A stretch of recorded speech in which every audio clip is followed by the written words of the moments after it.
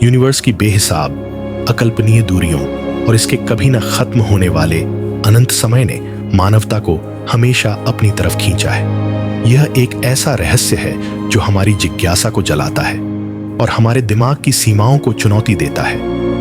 आखिर यह कहां तक फैला है? इसका किनारा कहां खत्म होता है?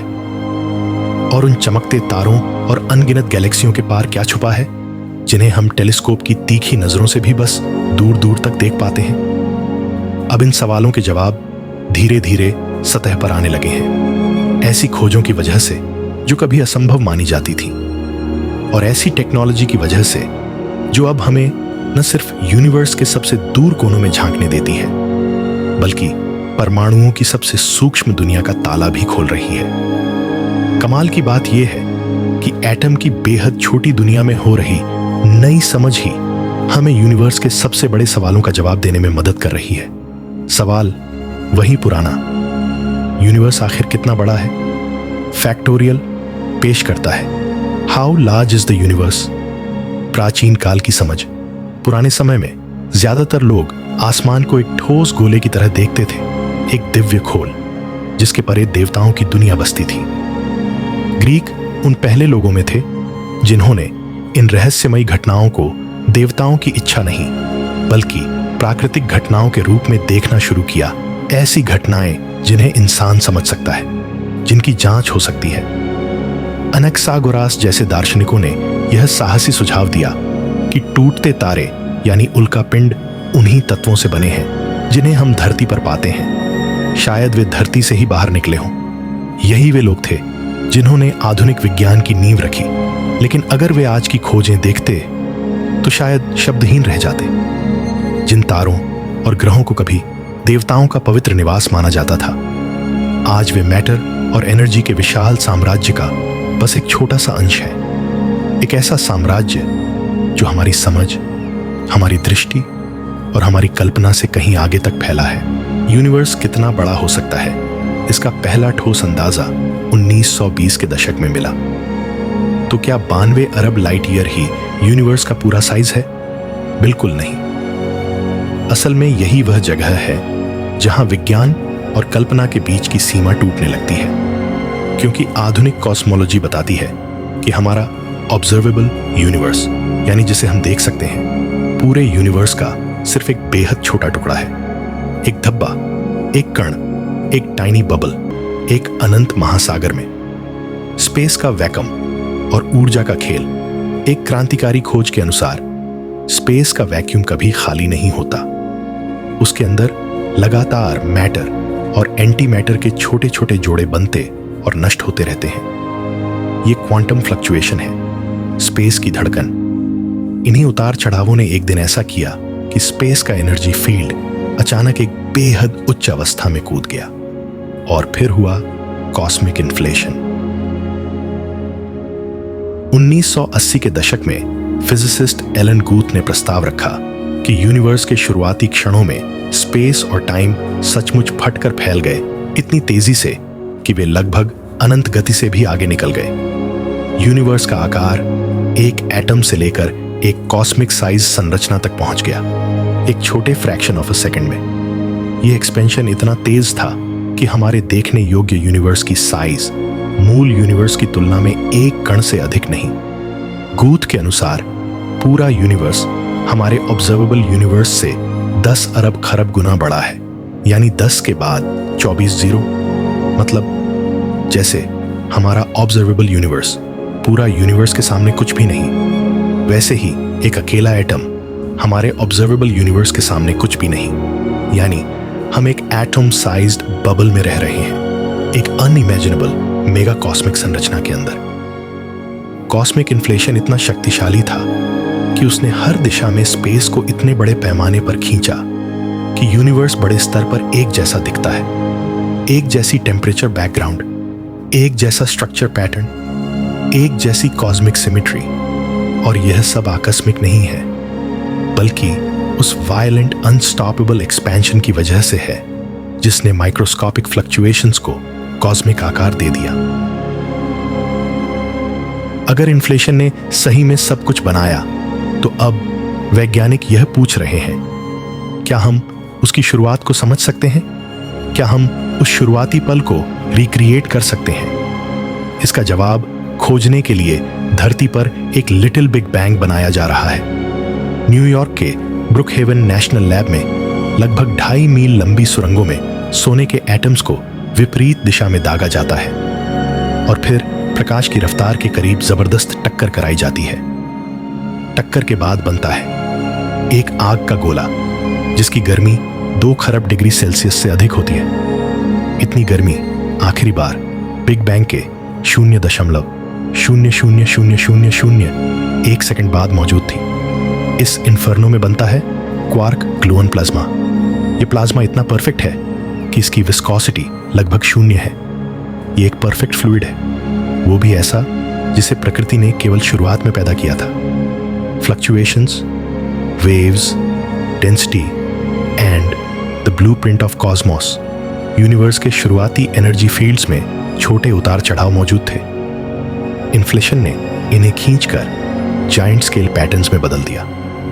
क्वार्क ग्लूऑन प्लाज्मा के भीतर ये फ्लक्चुएशंस दबाव की वेव्स बनाते थे, ध्वनि जैसी तरंगें जो मैटर के घनत्व को निर्धारित करती थीं। और यही तरंगें आगे चलकर बनी गैस के बादल, तारे, गैलेक्सियां, सुपर क्लस्टर्स, कॉस्मिक वेब और अंत में हम।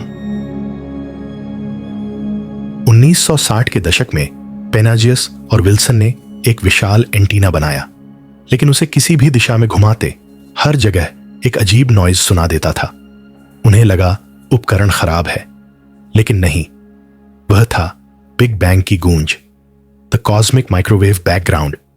यह वह अंतिम प्रकाश था जो यूनिवर्स के 3,80,000 साल बाद पहली बार आजाद होकर चमका। इसे पकड़ना ऐसा था जैसे यूनिवर्स के जन्म की आवाज सुन लेना। कॉस्मिक माइक्रोवेव बैकग्राउंड की खोज बिग बैंग की पहली रोशनी पकड़ने जैसी थी। एक ऐसी रोशनी जिसकी सिग्नेचर में यूनिवर्स के जन्म से लेकर आज तक के हर रहस्य के धागे बुने हुए हैं।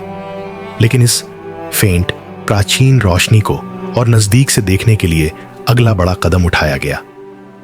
हबल स्पेस टेलीस्कोप के लॉन्च से पहले एक और यंत्र अंतरिक्ष में भेजा गया, कोबी यानी कॉस्मिक बैकग्राउंड एक्सप्लोरर।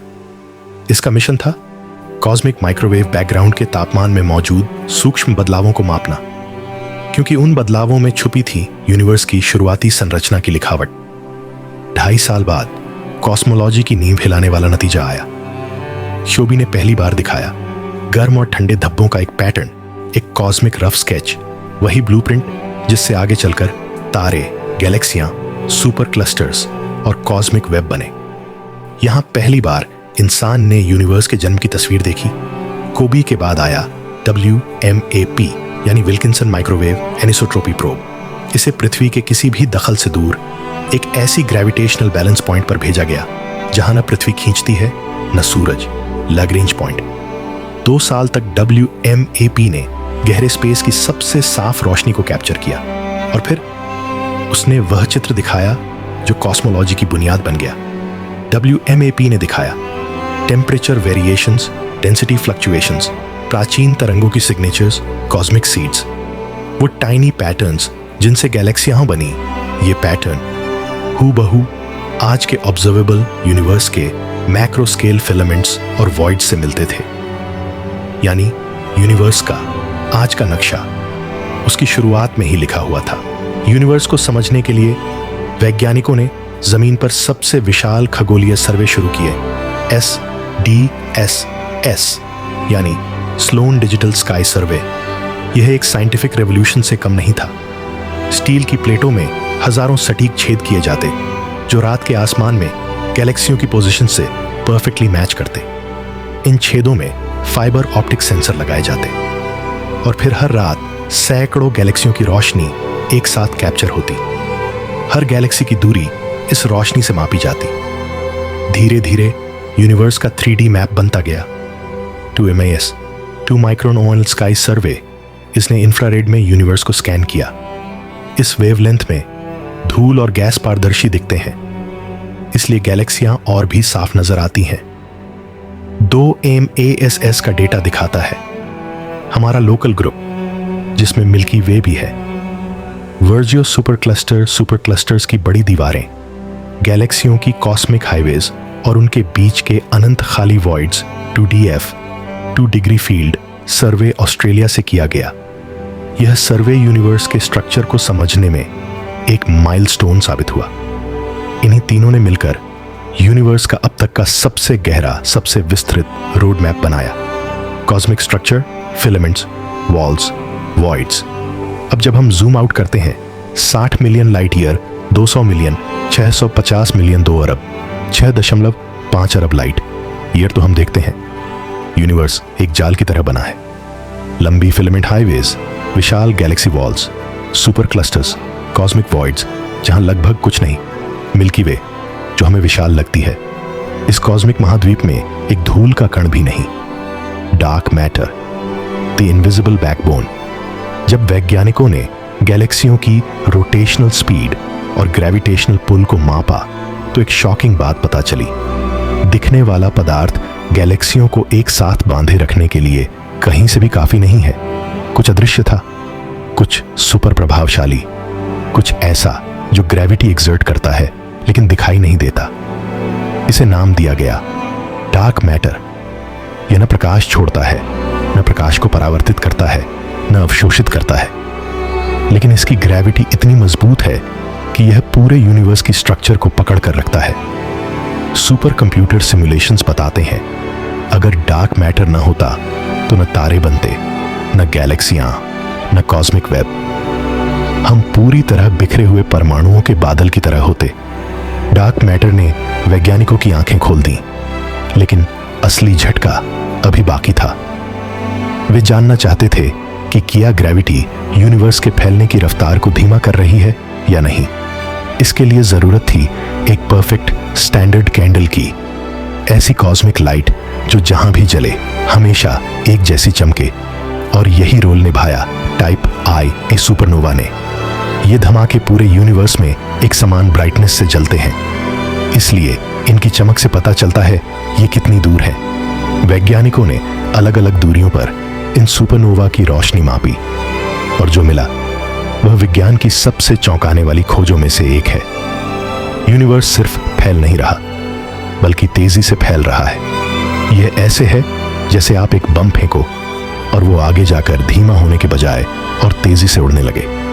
ये पूरी फिजिक्स के खिलाफ था जब तक एक नई शक्ति सामने नहीं आई। इसे नाम दिया गया डार्क एनर्जी, ब्रह्मांड की सबसे रहस्यमयी ताकत। डार्क एनर्जी स्पेस के वैक्यूम से निकलती है और यह स्पेस को धक्का देती है, हर सेकंड, हर दिशा में। धीरे धीरे इस रहस्यमयी ताकत ने यूनिवर्स में मौजूद सारी ऊर्जा और मैटर का लगभग 3/4 हिस्सा अपने कब्जे में कर लिया है। आज यूनिवर्स में 5% साधारण matter, 27% dark matter, 68% dark energy. यानी हम जिस दुनिया को देख और छू सकते हैं वह सिर्फ 5% है। बाकी सब अदृश्य ताकतें हैं जो यूनिवर्स की असली दिशा तय करती हैं। डार्क एनर्जी एक कॉस्मिक एक्सेलरेटर है। यह वही शक्तिशाली प्रभाव है जो शुरुआत में इन्फ्लेशन के दौरान यूनिवर्स को ऑलमोस्ट इन्फिनिट गति से फैलाने में मदद कर रहा था। आज वही शक्ति धीमे लेकिन लगातार यूनिवर्स को बाहर की ओर खींच रही है। तो वैज्ञानिकों को लगा अगर यह शक्ति आज भी काम कर रही है, अगर इन्फ्लेशन सच था, तो शायद यह यूनिवर्स अकेला नहीं है। मल्टीवर्स। हमारा यूनिवर्स बस एक बुलबुला?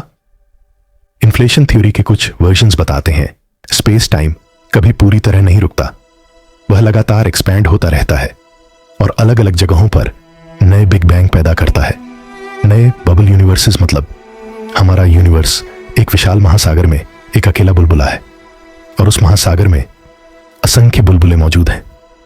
कुछ हमारे जैसे, कुछ बिल्कुल अलग लॉज वाले, कुछ जिनमें एटम्स भी नहीं बनते, कुछ जहां समय उल्टा चल सकता है, कुछ जहां डिमेंशंस 3 से ज्यादा हो सकती हैं।